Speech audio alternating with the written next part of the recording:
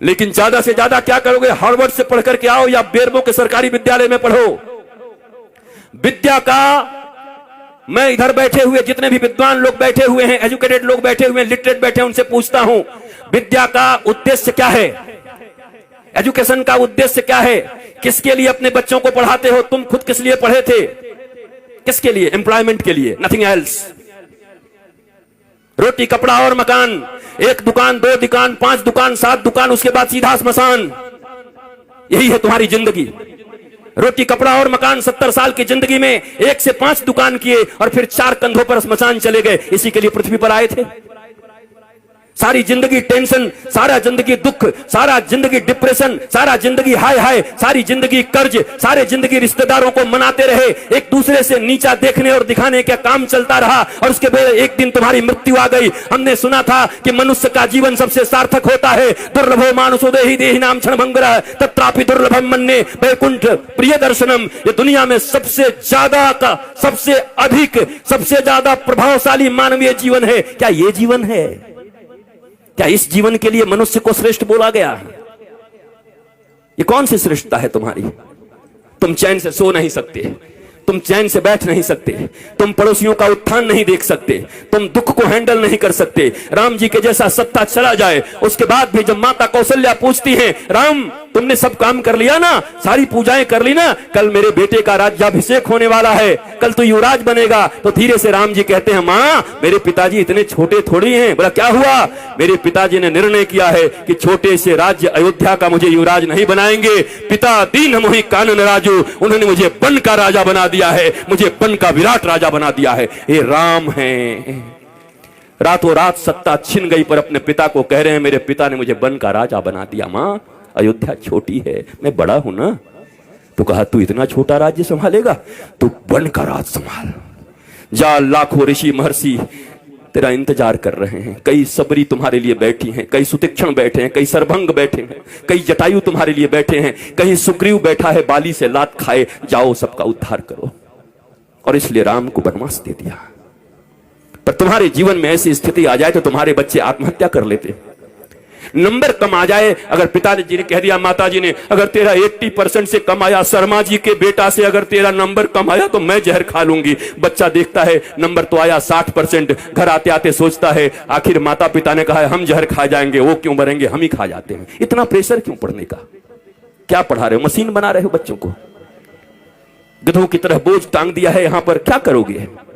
2 रोटियां ही तो कमाओगे ना, 2 कपड़े ही तो पहनोगे ना, इतने ही ना, किससे कुछ ज्यादा? रावण और राम की वृत्ति में क्या अंतर है? इतना ही तो है। रावण कहता है कि दुनिया में जितना भी सुंदर है वो सब मेरा होना चाहिए, सब मेरा है। राम जी कहते हैं जो मेरा है वो सबसे सुंदर है। यही राम और रावण के विचार में अंतर है। जो मेरा है वो सबसे सुंदर है, दुनिया का सब सुंदर मेरा करने में तो रावण बन जाओगे। इस वृत्ति का अंतर है। यही राम और रावण का युद्ध है। जो प्राप्त है वही पर्याप्त है, नहीं तो सर्वत्र दुख व्याप्त है। जो प्राप्त है वही पर्याप्त है। मेरे पास जो कुछ है वही है। परिश्रम करो, पुरुषार्थ करो, प्रार्थना करो, पर रो मत। वही है वही जो राम रचि राखा, को करे तर्क बढ़ा वही शाखा। इसका मतलब ये नहीं कि आलसी बन जाओ। अगर मैं भी ये कह के पढ़ा होता कि राम जी का कथा होगा तो राम जी कराएंगे, तो क्या राम जी हमारे घर में एरोप्लेन घुसा देते? एयर इंडिया को क्या करते? हमें आना पड़ा, हमें निकलना पड़ा, वृंदावन से आकर के दिल्ली आना पड़ा, दिल्ली से हमें फ्लाइट लेनी पड़ी, फ्लाइट से आकर के रांची लेना पड़ा, रांची से 2.5-3 घंटे में हम और अन्नू बैठ करके साथ साथ में यहां तक पहुंचे, तब जाकर के बेरमो फूसरो पहुंचे। यहां घाटी ऐसी ऐसी, पूरा झारखंड। हम तो चैतन्य महाप्रभु को याद करते आ रहे थे कि हे महाप्रभु हरे राम हरे कृष्ण हरे राम हरे कृष्ण। पूरा पूरा हरियाली चारों तरफ थी, अच्छा था। आए, यहां भी आनंद आया, आपको देख करके आनंद आया। याद रखो, कहते तो सभी हैं पर विश्वास रखो, दोनों भुजा उठा के कहता हूं, मेरे लिए बस एक ही आह्लाद है, न कोई चढ़ावा न कोई सामान, बस हृदय से आकर के बैठ करके राम का गुणगान सुन लो, यही मेरी दक्षिणा है। अगर तुम्हारे मुख से राम और कृष्ण के नाम निकलने लगे, तुम्हारे बच्चे अगर शिवाजी और छत्रपति महाराणा प्रताप इत्यादि की तरह होने लगे, विवेकानंद होने लगे, तो मेरी दक्षिणा मुझे मिल गई है। इससे ज्यादा क्या चाहिए? कपड़े भी हैं, गाड़ियां भी हैं, आश्रम भी हैं, बहुत कुछ है। अब क्या करूंगा? मैं अकेला हूं। अकेला नहीं हूं, मेरे साथ 8 अरब लोग हैं। वसुधैव कुटुंबकम, 140 करोड़ भारतीयों के साथ साथ 8 अरब लोग। चूंकि सनातन संस्कृति ही एक ऐसी संस्कृति और धर्म है जो पूरी दुनिया को अपना परिवार मानती है। कोई कहता है मैं बड़ा, कोई कहता है मैं बड़ा, कोई कहता है मैं बड़ा, पर एक हमारा धर्म है जो कुछ नहीं कहता। वो कहता है धर्म की जय हो, अधर्म का नाश हो, प्राणियों में सद्भावना हो और विश्व का कल्याण हो। ये हम कहते हैं, सनातन ही धर्म है। बाकी मत हो सकते हैं, जितने भी लोग हैं, 8 अरब लोग हैं, 8 अरब मत हो सकता है, पर धर्म एक था, एक है और एक सदा रहेगा। और उस धर्म का नाम है सनातन धर्म। एकमात्र धर्म इस पृथ्वी पर है जो पूरी दुनिया को अपना परिवार मानता है, अपने परिवार की तरह रखता है और पूजता है। तुम्हें गौरव होना चाहिए। मुझे याद है आज के 10-12 साल पहले जब योगी आदित्यनाथ जी महंत जी सांसद थे, हमारा मिलन हुआ गोरखपुर में, गोरखनाथ पीठ में। एक भागवत की कथा थी, वहां मैं भी था, आप भी थे, एक साथ बैठे हुए थे। हमारी चर्चा होने लगी। उन्होंने कहा क्या कहे, लोग हमें सांप्रदायिक सांप्रदायिक कहने लगते हैं। हम कि महाराज जी, हमें ग्रंथ खोलना चाहिए। ग्रंथ खोल करके संप्रदाय का परिभाषा क्या है, संप्रदाय किसको कहते हैं। सम्यक प्रकार से हमारे पूर्वजों ने जो हमको प्रदान किया है, जो विचारधारा, जो अपनी विचारधारा, पवित्र विचारधारा हमारे पूर्वजों ने हमें प्रदान किया है, उसको कहते हैं सम्यक प्रकार से विचारों को प्रदान करने की प्रक्रिया को संप्रदाय कहते हैं। और अगर इसे संप्रदाय कहते हैं तो महाराज आज के बाद आप कह दीजिएगा टीवी चैनलों पर कि गर्व से कहो हम सांप्रदायिक हैं, हमारे पूर्वजों ने हमको जो विचार दिया है उसको लेकर के हम इस दुनिया में चल रहे हैं। लज्जा क्यों करते हो, शर्म क्यों करते हो? ये अनपढ़ लोग, ये गंवार लोग जिन्होंने मैकोले की शिक्षा विद्या पढ़ा करके तुम्हें पीछे की ओर ढकेल दिया, तुम सच्ची बात भी कहते हो तो कहने के लायक नहीं रह जाते हो। सांप्रदायिक कोई खराब शब्द नहीं है, संप्रदाय शब्द भारत का सबसे प्यारा शब्द है, सनातन संस्कृति का सबसे प्यारा शब्द है। पर तुमको संप्रदाय के लिए क्या पढ़ा दिया गया? तुष्टीकरण और संप्रदाय पढ़ा दिया गया तुमको। यहां तुष्टीकरण नहीं, यहां 140 करोड़ लोगों के संतुष्टीकरण की बात होती है। यहां 8 अरब विश्व के लोगों की संतुष्टीकरण की बात होती है। यह है सनातन धर्म। तुम्हें गौरव होना चाहिए अपने धर्म के ऊपर, पर तुम बैकडोर में रहते हो, पीछे रहते हो, क्योंकि तुम्हारे पास ज्ञान नहीं है, क्योंकि तुमने हिंदी नहीं पढ़ी, तुम इंग्लिश पढ़ रहे हो। ना हिंदी ना इंग्लिश, ये मिली जुली। मुझे ताज्जुब तब लगता है जब ये भोजपुरी सिनेमा के एक्टर भी जब टीवी पर आते हैं तो एंड आई इफ यू, अरे भोजपुरी में पिक्चर बनाए, भोजपुरी में बोल। ये हिंदी एक्टर जब आते हैं, सिनेमा बनाएंगे, हिंदी बनेंगे, कूली बनेंगे, गांव के आदमी, पर जब आएंगे तो एंड आई एंड दिया मेरी जान आँखें, अरे हिंदी बोल भाई। तुमको हिंदी वालों ने सुपरस्टार बनाया है, टेटे टेटे इंग्लिश बोलता है बैठ के। पर हमारे देश में अंग्रेजी बोलना मतलब एजुकेटेड होना, ज्ञानी होना। हे भारतीयों, इस गुलामी से कब निकलोगे? इस दुनिया में सबसे रीच लैंग्वेज है तो संस्कृत है, और सबसे पुअर लैंग्वेज है तो इंग्लिश है। संस्कृत के पास 1,74,00,000 से ज्यादा वर्ड्स हैं। करोड़ कह दिया, अरब। इंग्लिश के पास कितने हैं? बेचारा हर साल 2, 4, 10 बढ़ाते रहता है। हमारी कितनी बढ़िया संस्कृति है, मौसी, चाची, मामी, वहां सब आंटी, पता ही नहीं कौन क्या। Brother and brother in law, बताओ, sister and sister in law, वो लॉ के अनुसार सिस्टर है और ये कैसी सिस्टर है? ये क्या है? This is language. बोलने दो जो बोलते हैं, तुम भी सीख के रखो, पर गौरव तो अपनी संस्कृत पर करो। संस्कृत में गाली भी दोगे ना तो बड़ा आनंद आएगा। किसी को कह दो ना, आप तो ग्राम सिंह हैं, खुश हो जाओ। ग्राम सिंह, ग्राम सिंह का अर्थ कुत्ता होता है, कुकुर। किसी को कह दो आई आई आप तो ग्राम सिंह है, वो भी कहेगा। बाद में कोई कहे हमको ग्राम सिंह कहा, हमारा महाराज संस्कृत में कुकुर होता है। आए कुकुर बोल गया। हमारी गाली भी इतनी प्यारी है हमारी भाषा में, पर हमें मालूम ही नहीं, हम जानते ही नहीं। बदलो अपने संस्कारों को, नहीं तो ये कथाएं तुम्हें और बेहोश कर देंगी कुछ दिन के बाद।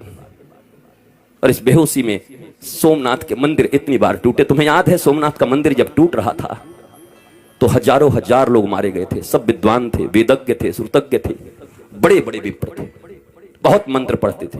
मंदिर भी टूट गई, वो भी मार दिए गए। कैसे हो गया ये?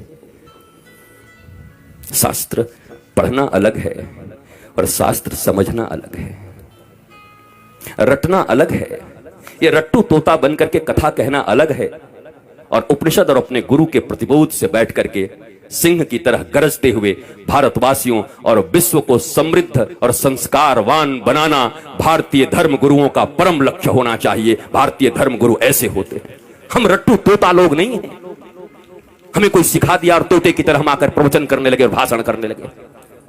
वैसे ऐसे लोग हैं। 7 दिनों में लोग कहते हैं, क्या कहूं, इस श्लोक का वर्णन तो अगर मैं करने लगूं तो 7 दिन तक करना पड़ेगा। हमने एक जगह पंडाल में कह दिया, पंडाल का खर्चा हम देंगे, तू करके दिखा। भाग गया,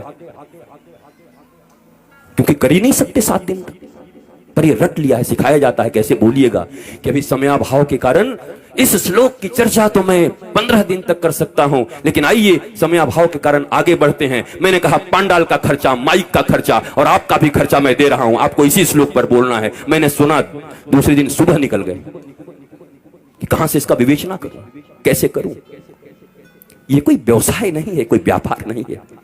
प्यार को व्यापार मत बनाओ। धर्म प्यार है, धर्म प्रीति है। धर्म से डरते नहीं हैं, धर्म प्रेम वर्धित करता है।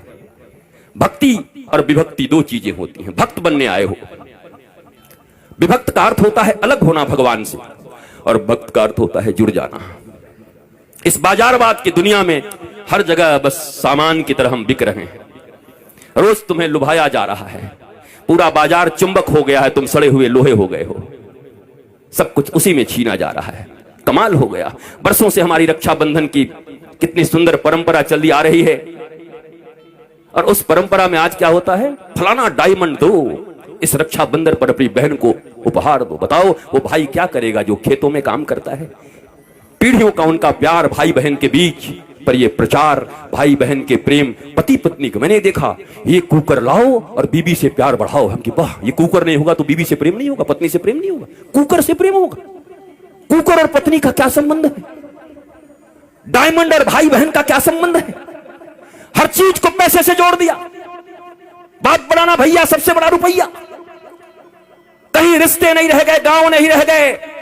और इस कोरोना में उन शहरों में जो कबूतर की तरह लेकर के फ्लैट रहते थे, डुकुड़कू कुकड़ुकू, उनको पहली बार पता चला कि गांव और गांव की गलियों और गांव के वृक्षों का क्या महत्व है। तरस गए वो ऑक्सीजन के लिए, पर गांव में लोग ऐसे सीना करके घूमते रहे। भारत गांवों का देश था।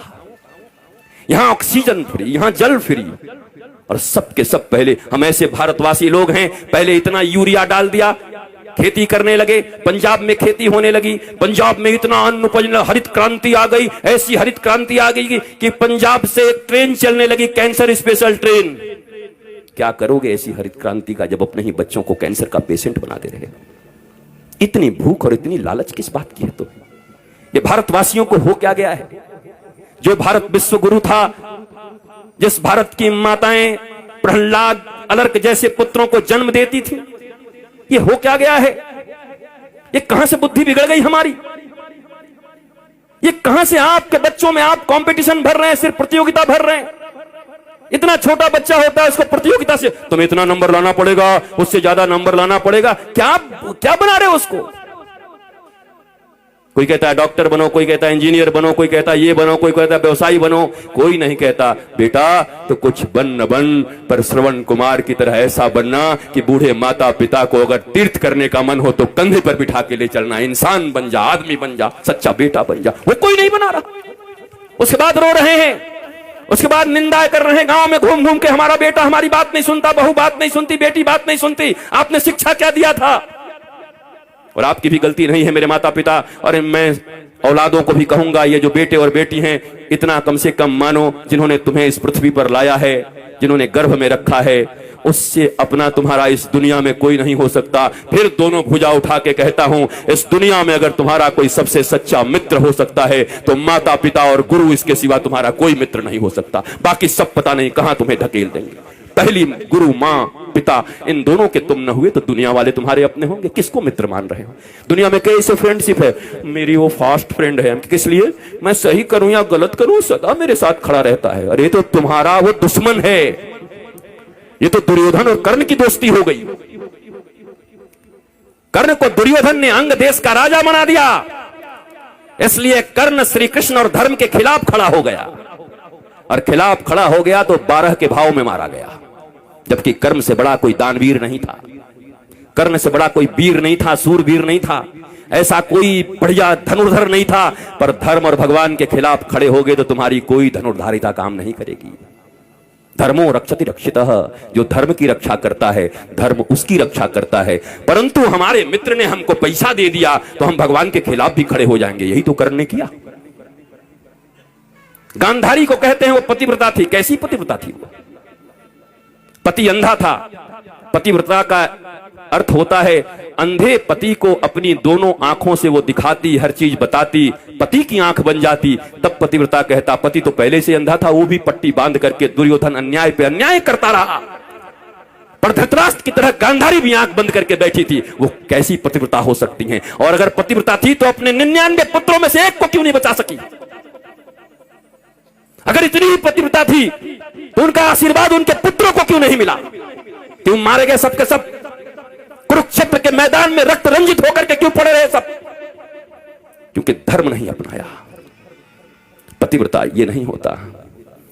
अगर पिता नहीं समझ पा रहे हैं तो मां का यह कर्तव्य है कि अपने बच्चों को कुपथ से जाने से रोके। नहीं नहीं नहीं, इट्स नॉट गुड, मत जाओ इधर, ये ठीक नहीं है, तुम्हें धर्म पथ पर चलना है मेरे बेटे, तुम धर्म पथ पर चलो।